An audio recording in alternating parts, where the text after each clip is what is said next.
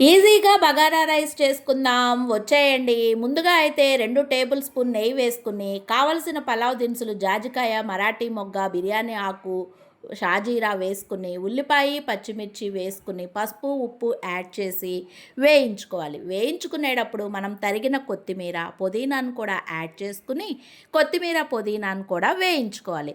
కొత్తిమీర, పుదీనా వేయించుకున్నాక మనం ప్రిపేర్ చేసుకున్న మన తడి మసాలా ముద్దను కూడా వేసుకుని ఈ నెయ్యిలో అయితే మొత్తం ఫ్రై అయ్యేటట్లయితే చూసుకోవాలి.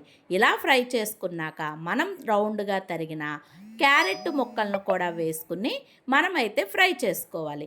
అలా ఫ్రై చేసుకున్నాక మనం ముందుగా అరగంట ముందు నానబెట్టుకున్న అరలోట బాస్మతి బియ్యాన్ని అయితే యాడ్ చేసుకుని కొంచెం నెయ్యిలో ఒక 2 మినిట్స్ ఫ్రై చేసుకుని తరువాత ఒక లోటాకి 1.5 వాటర్ని అయితే యాడ్ చేసుకుని కలయి పెట్టుకుని మనమైతే మూత పెట్టుకోవాలి. అలా మూత పెట్టుకుని ఉడికించుకున్న తర్వాత మన బిర్యానీ అయితే రెడీ అవుతుంది.